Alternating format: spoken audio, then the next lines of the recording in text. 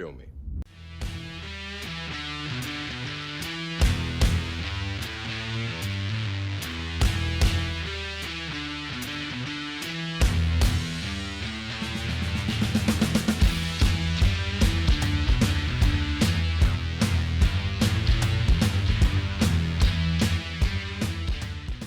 I'm the Martial Arts Film Freak, and I watched Rurouni Kenshin, the final.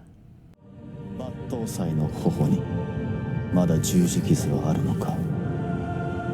これは警察に対する明らかな挑戦だ。一体誰がこんなひどいことを。まさか。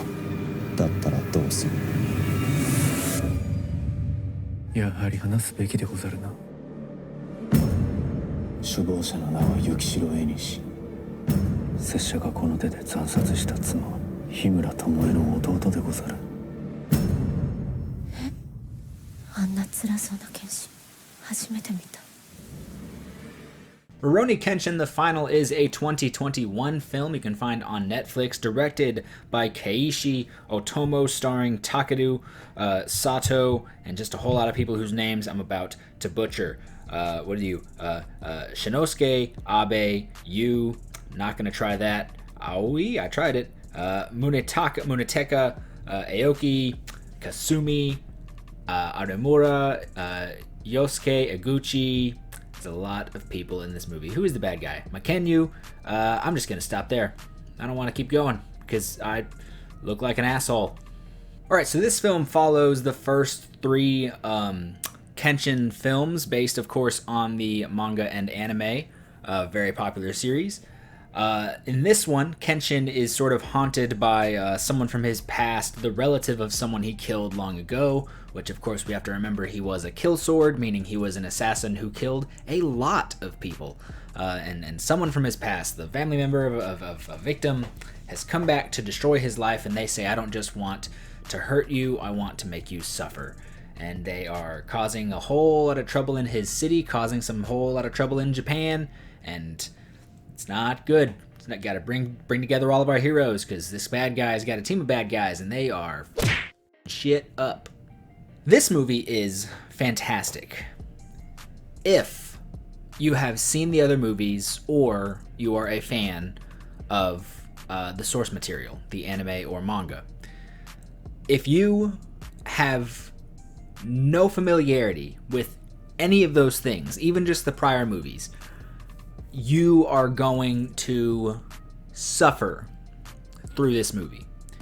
The story elements are very good. Again, if you have seen the previous films or read the source material or watched the source material, it can be a bit of a slog. It can be a bit slow unless you are invested in these characters. If you are just coming into Rurouni Kenshin, which it can be very easy with this movie to just stumble upon this one, even though it's called The Final, because it's on Netflix. It's right there. It's right in front of you. Click it and start watching it. But you're going to be real lost. You're going to be real confused because this movie doesn't care about introducing characters except for the villain. It says, here's everyone that we know and love. It's like Infinity War. The movie doesn't give a shit about introducing people. It says, here's everyone we know. Let's get to the movie. So if you are just stumbling upon this, you will have no idea what's happening. Now, if you did know the source material, if you did watch the previous movies, you are going to be delighted. This is a very good story, very well acted. The continuation from the last movies, you kind of thought, where else could you go? It kind of put everything out there in the last two movies. The stakes were as high as it seemed they could get, but it turned out what you do is you take, in those last two movies where things were on this huge national scale of, the fate of Japan, this one just says it's all about Kenshin. It's all about a mistake Kenshin made in his past that has come back to haunt him, and it is ruining his city, it is ruining his friends and his family because of one mistake that he made. It brings it back down to just him and makes it more personal for him, and that was a very good choice. It did get a tad confusing at times, bouncing back and forth between a few characters. There is, of course, the cop character whose name I'm not going to remember, but this guy, he's cool, he's great, I like him a lot. It would just randomly sort of jump to him investigating something that was correlating to, the events surrounding Kenshin, and then two other characters who I had to remember from the last three movies because I haven't seen them in a few months. And my my experience with the source material is not vast. We used to rent VHS copies that had like a few episodes from the library when I was a kid of the anime. So, you know, I'm not going to be super well versed in my Rurouni Kenshin. I apologize, you big Rurouni Kenshin fans. My brother probably knows a whole lot more. I do not. But yes, it would just sort of have those characters like floating around. At one point, those two characters that I mentioned earlier just sort of come into the fray. And it's like, oh, we're told this, and then so we came here. And it just sort of like relates to what's going on. And it felt a bit dodgy there. Like you probably just could have had them visit for any other reason. But nonetheless, didn't mind because when they started fighting, it was good. These are seriously beautiful movies. These are really well shot, gorgeous looking films, great sets, great scenery, great costumes, wonderful acting. These movies are taken extremely seriously, and I love it. Like, there's not a lot of great anime adaptations that I seriously get behind. I've got freaking Death Note up here. I don't know if you can hear me very well whenever I turn away from the microphone. Where is it at? I got Death Note. Death Note. Death Note. I probably put it over there. It's over there. I got two of the Death Note Japanese movies, not the American one that's on Netflix. There's 3 of them, I think, because they did a third one with just L. But I've got 2 of them, and they're fine. They're good. I'm probably not going to watch them again, but they're neat. They're cool to have. This one, it's just, like, they took their source material so seriously. It looks fantastic. No, like, dollar was wasted in terms of making this movie look genuine. It's just a fantastic series that... Everything aside from the fighting, we will get to the fighting because it is great.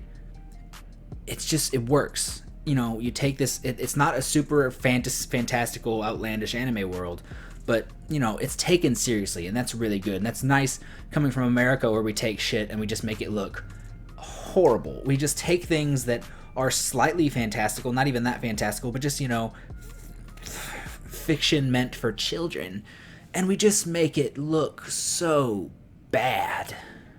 It's just nice to see a source material like an anime. Of course, it's from Japan where they do take their anime very seriously, and it just looks beautiful in live action.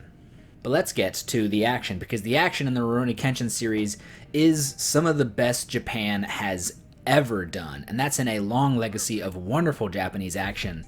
The action in the Rurouni Kenshin series is up there with anything this world has made in terms of martial arts films. And the weapons work is some of the best you're going to find. It's designed by Kenji Tanigaki, who cut his teeth, you know, working under Donnie Yen, doing choreography, doing stunts with Donnie Yen and a bunch of other movies around that era. He's the guy who puts the nails in his gloves in Fatal Contact. Kenji Tanigaki crafts these fight scenes with such tenacity and grit, and just, it looks wonderful. You can't watch a fight scene in a Rurouni Kenshin movie and be disappointed, because they're all incredible. Of course, since this movie sort of brings together all of the characters from all the other movies, you do get a nice sort of difference in fighting style and choreography for almost everybody. You know, with these movies, it's usually just the sword fighting, which is stellar. You're not going to find a better sword fight, probably. It's fantastic. You get fighters, you get like more hand-to-hand guys, you get the Kenshin style of sword fighting, which is so fast-paced and like in balls-to-the-wall nuts, and it's glorious. But then you get like that cop guy, who I'm not going to remember his name, I apologize, big fans, who is just sort of more your straight-laced sword fighter, just with a little bit more swagger to him because he's so confident in his skill. You've got the woman whose name I'm not going to remember. I'm not going to remember any of these names. The chick who came in halfway through the movie, who is a sword fighter, but then also throws in some kicks. Looks wonderful. You've got one guy who's like one of the villains who just looks like Voldo from Soul Calibur, and he fights essentially kind of like Voldo, you know, minus all the rolling around and whatever the Voldo does. I'm not going to do the fight scenes in this movie any glory by just talking about them, because I don't know how to describe the choreography style of the Rurouni Kenshin films. And this one just keeps it going. Like, maybe it may not be as good as 2 or 3. It's still like, those are just so high up S tier fight scenes that even though this movie is S tier fight scene, Like, they're just all so fantastic. Like I said, I'm not going to do glory by just talking about it. If you have not seen a Rurouni Kenshin movie, do yourself a favor. Start with the first one. Watch this entire series, because I don't think you can just jump into this one and have any freaking clue what's going on, because this movie doesn't care about new fans. This movie's for the people who have watched all of the movies. If you just want good fight scenes, maybe you could find the fight scenes on YouTube, but I beg you to watch all these movies. They're fantastic. I am going to give Rurouni Kenshin the final... I'm going to give it 4.5.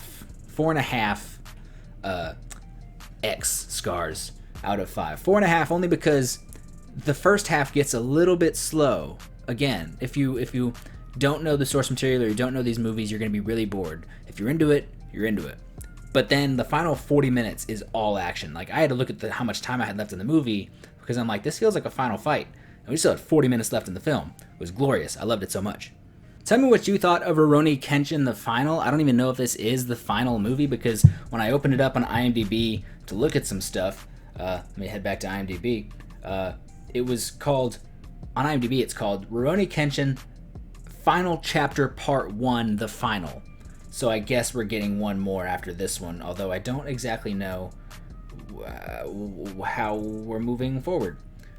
But I guess I didn't know how we were moving forward after the last one either, and we did. Tell me your thoughts in the comment section down below. Don't forget to like, share, and subscribe. Head over to Facebook, where there is the Martial Arts Film Freak Facebook page, Instagram, Martial Arts Film Freak, Tristan_Glover on the Twitter, Martial Arts Film Freak on TikTok, because I'm over there now. I'm a grown 24-year-old man on TikTok, and I don't know what I'm doing.